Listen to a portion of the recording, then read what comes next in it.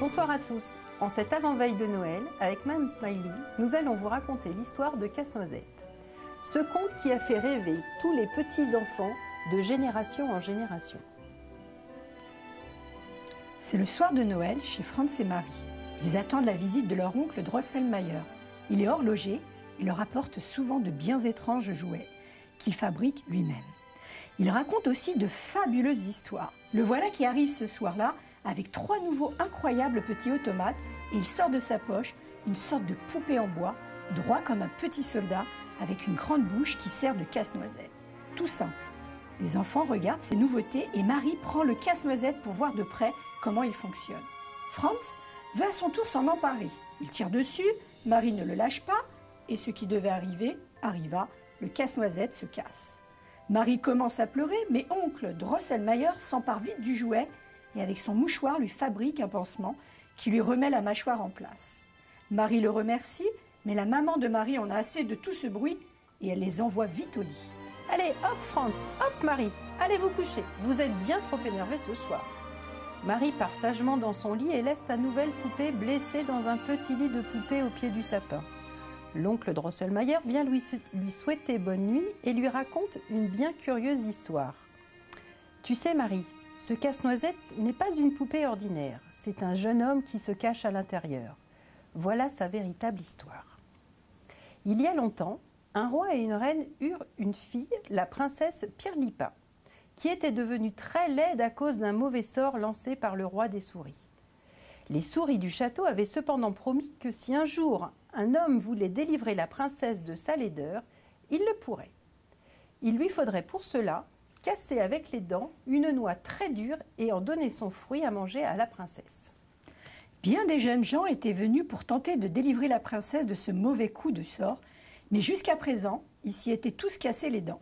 Or un jour, mon neveu, qui avait eu vent de cette histoire, se présenta au château. On lui apporta la fameuse noix très dure et d'un coup de dent, d'un seul coup de mâchoire, il l'ouvrit et en offrit le fruit à la princesse. Elle croqua cette noix et, comme par enchantement, se transforma en une magnifique jeune fille. Mon neveu, ébloui par tant de beauté, recula de 3 pas pour saluer la princesse comme il se doit. Faisant cela, il marcha malencontreusement sur la queue d'une souris venue assister à la scène.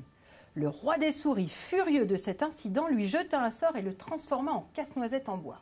Bien sûr, la princesse ne voulut pas d'un casse-noisette comme Marie. Alors, on le chassa du château. Voilà la triste histoire de mon neveu le casse-noisette. Allez Marie, dors bien et fais de beaux rêves. L'oncle Drosselmayer éteignit la lumière, sortit et ferma doucement la porte. Marie commençait à peine à s'endormir.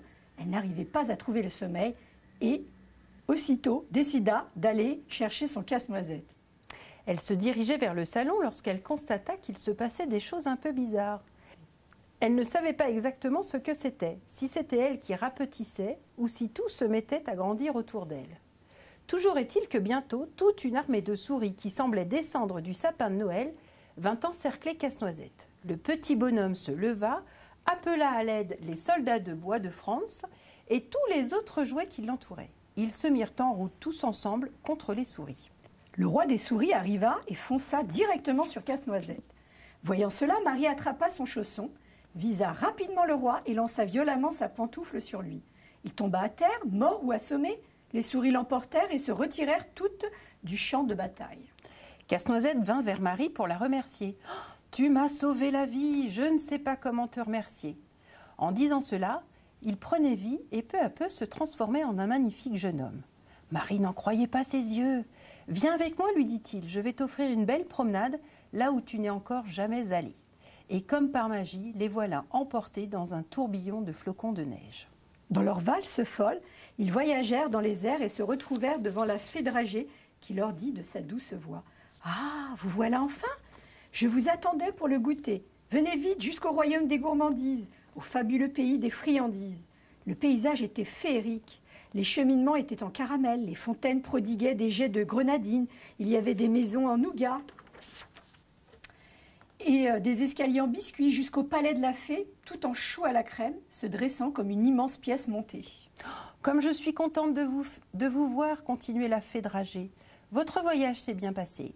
Oui, répondit Casse-Noisette, mais auparavant, nous avons dû affronter l'armée des souris, et sans Marie, je crois bien que je serais mort à l'heure qu'il est. Marie sourit, fière d'avoir pu aider ce vaillant et beau garçon qui lui tenait la main. Allez, installez-vous, poursuivit la fée dragée. Vous allez goûter en assistant au plus beau spectacle que je puisse vous offrir. La belle fée conduisit alors les deux enfants vers une table magnifique où se dressait un gigantesque goûter. Elle leur offrit de délicieux et succulents gâteaux accompagnés de boissons fraîches et chaudes dans une vaisselle étincelante. Puis d'un coup de baguette magique, elle appela les artistes qui apparaissaient devant les yeux ébahis de Marie. Le premier numéro était celui du prince Chocolat qui exécuta une danse espagnole endiablée durant laquelle il frappait des pieds pour mieux en souligner le rythme ensorcelant. Vint ensuite le café d'Arabie qui semblait flotter au-dessus du sol comme un doux arôme qui faisait frémir les narines des enfants. Ce fut alors le moment du thé de Chine. Il bouillonnait en tournant comme un manège, saluant à chacun de ses tours les enfants en joie. S'élancèrent alors les courageux et intrépides petits bonbons russes à la menthe qui avaient préparé d'incroyables cascades et culbutes, puis un groupe de quelques danseuses en massepain qui apportèrent une touche légère et gracieuse à cette folle débandade. Marie et Casse-Noisette applaudissaient de tout leur cœur. Madame Gingendre vint prendre place sur cette scène avec une flopée d'enfants, tous plus mignons les uns que les autres. Ils se lancèrent dans une époustouflante série de galipettes entrecoupées de rires qui fusaient de toutes parts. Dans le calme qui suivit leur départ, une cascade de fleurs en sucre déferla dans la pièce. Elles ouvraient leurs pétales dorés en vagues successives, traversaient la pièce avec grâce et élaboraient d'élégantes compositions avant de se rejoindre tout ensemble dans un magnifique bouquet final.